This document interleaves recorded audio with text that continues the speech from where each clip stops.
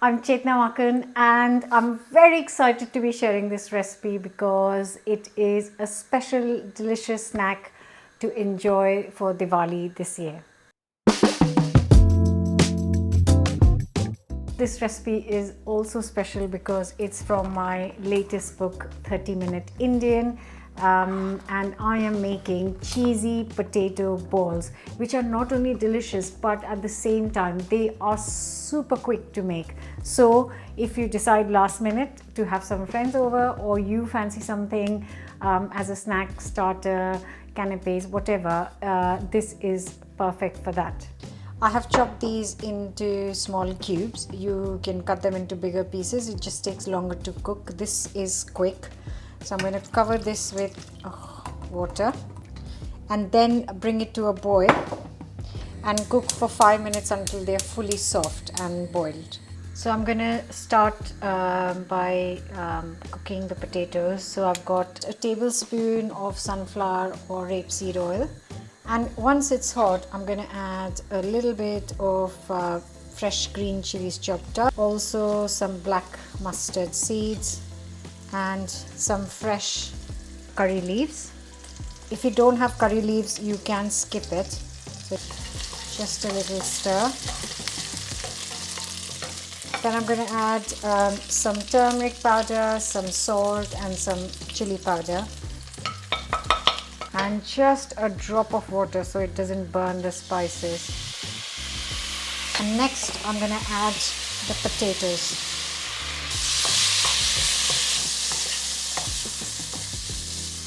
Just going to get a potato masher and mash them up very slightly.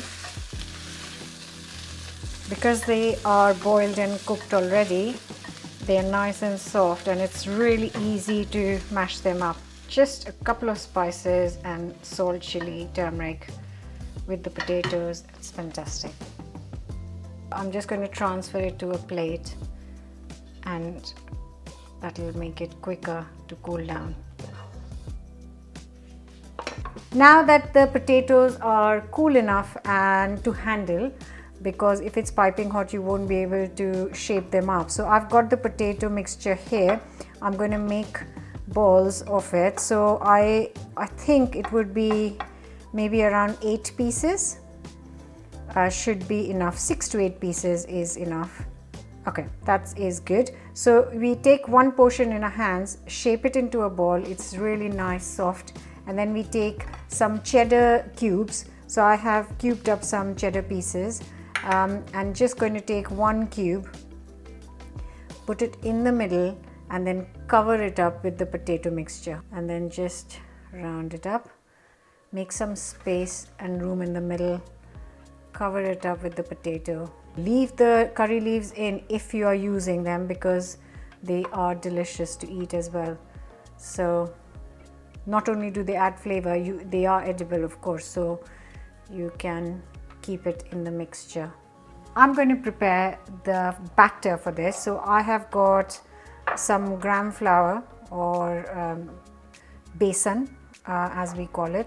I am going to add some spices. So just a little bit of salt, a little bit of turmeric powder and some chili powder. And then I'm going to give it a mix. I've got some water here and I'm just going to make a nice smooth paste of this. So that's our mixture ready. It's kind of like a pancakey kind of consistency. If it's too thin then it won't coat. If it's too thick then it will be kind of the outing will be too thick and it won't cook properly. So here I've got some sunflower oil heating up for deep frying. So I'm going to take one potato ball at a time and off it goes to the frying kadhai. So you can prepare these potato balls in advance and you can fry them fresh before serving. You can also prepare them. I have done that and I do that very often. Is I prepare these varas because I want to spend time with my family and friends. So I prepare them in advance, fry them, and then I reheat them in the oven and they are delicious.